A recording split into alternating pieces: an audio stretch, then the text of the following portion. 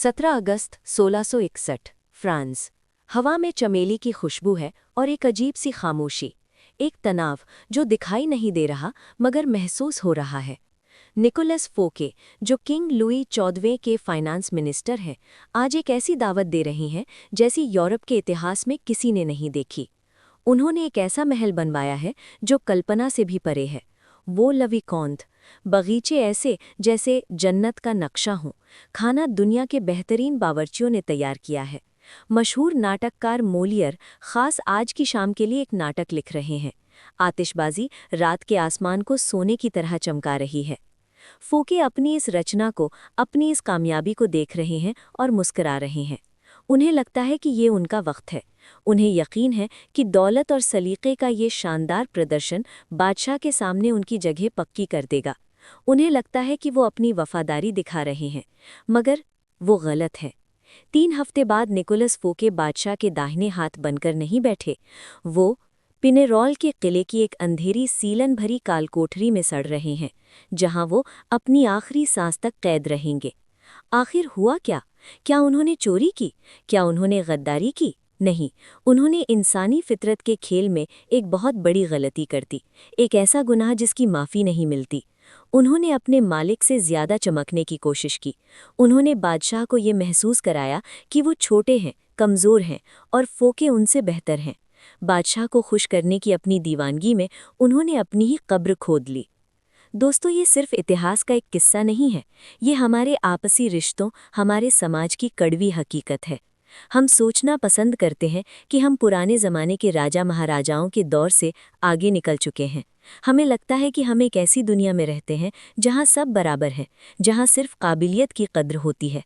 लेकिन ज़रा गौर से देखिए, अपने दफ्तर को, अपने दोस्तों के घेरे को, अपनी सरकार को। लिबास बदल गए हैं, लेकिन इंसानी फितरत वही है। खेल आज भी वही है। और इस कमरे में सबसे खतरनाक इंसान वो है जिसे इस खेल के नियम नहीं पता। इस खेल के नियमों को जिसने समझा, जिसने नियमों को एक किताब की शक्ल दी, वो कोई सेनापति या किसी बड़ी कंपनी का मालिक नहीं था, वो एक मुसाफिर था। Robert Greene. रॉबर्ट ने अपनी जवानी भटकते हुए बिताई। कभी मजदूरी की, कभी अनुवादक बने, कभी होटलों में काम किया। 80 से ज़्यादा नौकरियां बदली। लेकिन उनकी जिंदगी का सबसे अहम मोड़ तब आया जब वो हॉलीवुड के खतरनाक समुद्र में उतरे। वहां उस सपनों की दुनिया में ग्रीन ने असली डरावना सच देखा। उन्होंने देखा कि कैसे लेखक, निर्माता और निर्देशक एक दूसरे के मुंह पर तो मुस्कुराते हैं, लेकिन पीठ पीछे खंजर छिपा कर रखते हैं।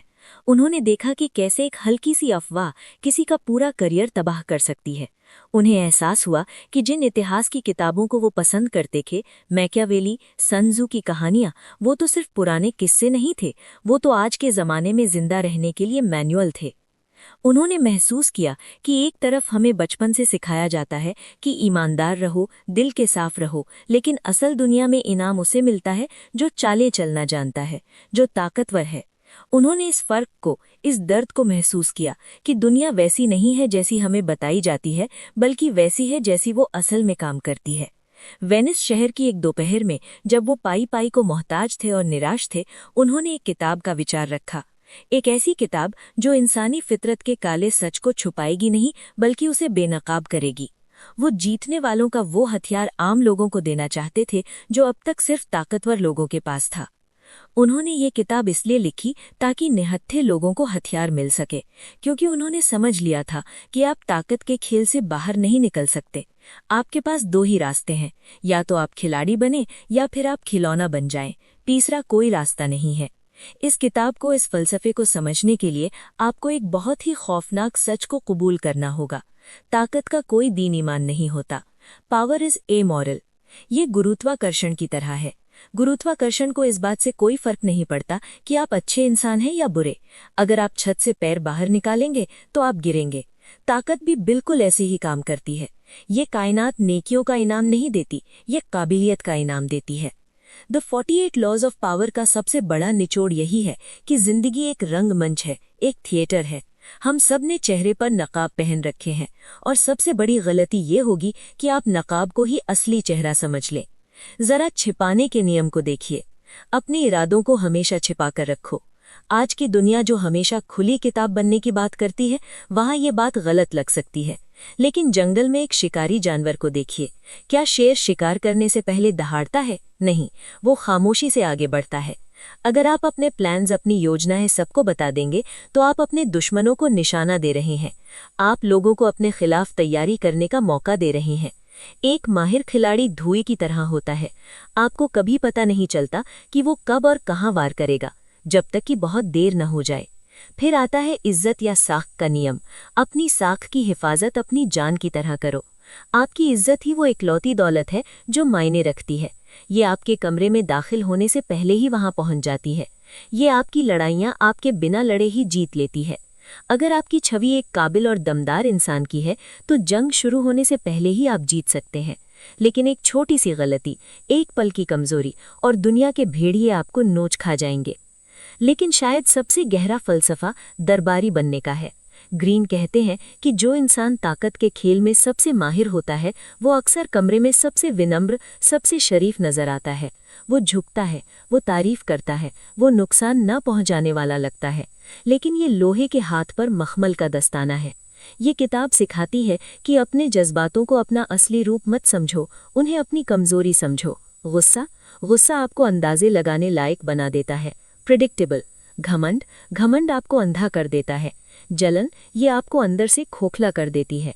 ताकतवर मर्द या औरत वो नहीं है जो चिल्लाकर हुक्म चला रहा है। ताकतवर वो है जिसने अपने जज्बातों पर इतनी महारत हासिल कर ली है कि वो दूसरों के जज्बातों को अपने इशारों पर नचा सके।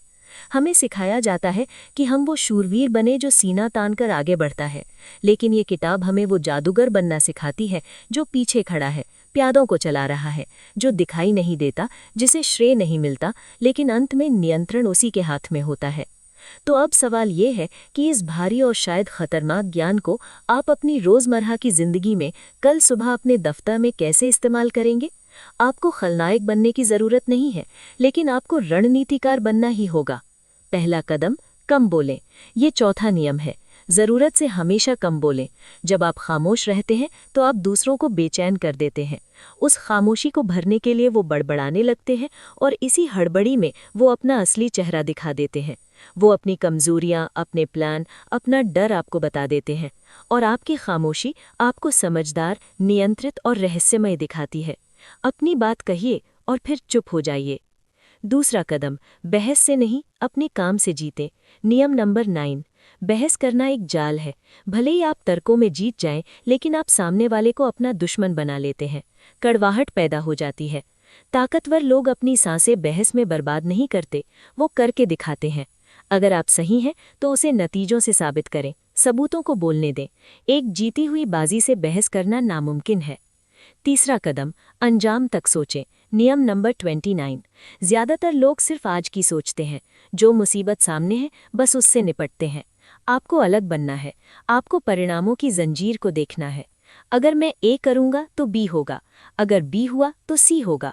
कोई भी काम, कोई भी बातचीत या कोई भी झगड़ा तब तक शुरू न करें जब तक आपको ये न पता हो कि आप उसे खत्म कैसे करना चाहते हैं।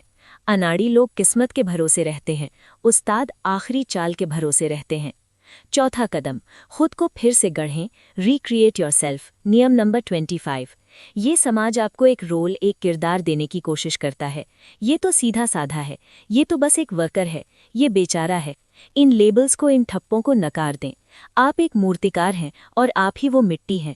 अपनी एक नई पहचान बनाइए, एक ऐसी पहचान जो सम्मान हासिल करे। अपने दिखने के तरीके को, अपने बोलने के तरीके को खुद तय करें। अगर आप ये तय नहीं करेंगे कि आप कौन हैं, तो कोई और आपके लिए ये तय कर देगा, और यकीन मानिए वो आपके साथ रहम नहीं करेंगे। बहुत से लोग द 48 लॉज ऑफ पावर को पढ़ते हैं और कहते हैं कि ये किताब बुरी है। वो कहते हैं कि ये तो चालबाजों की किताब है, मुझे ये सब नहीं करना, मैं तो बस जैसा हूँ वैसा रहना चाहता हूँ। लेकिन दोस्त, ये सबसे बड़ा भ्रम है। खेल तो चल रहा है, चाहे आप चाहें या न चाहें। आपके खेलने से मना करने का मतलब ये नहीं है कि आप सुरक्षित हैं। इसका मतलब बस ये है कि आप प्यादे हैं, राजा नहीं। नादानी कोई ढाल नहीं है, मासूमियत कोई गुण नहीं है, और बेजुबान होना नैतिकता नहीं है, ये सिर्फ कमजोरी है। असली नैतिकता, असली मोरालिटी तब आती है जब आपके पास भारी नुकसान पहुंचाने की क्षमता हो, अपने दुश्मन को कुचलने की क्षमता हो, और फिर आप दया दिखाने का चुनाव करें। आप अपने परिवार, अपने काम या अपनी विरासत की हिफाजत नहीं कर सकते अगर आप कमज़ोर हैं। तो उठिए, बिसात को देखिए, चालों को समझिए। इसलिए नहीं कि आप जालिम बन जाएं, बल्कि इसलिए ताकि आप जालिमों से बच सकें। मासूमियत के अंधेरे से निकलकर हकीकत की साफ ठंडी रोशनी में कदम रखिए। ये दुनिया आपकी हो सकती है, लेकिन सिर्फ तब जब आप में इसे हासिल करने की इच्छा शक्ति हो। तो बताइए, आपकी अगली चाल क्या होगी?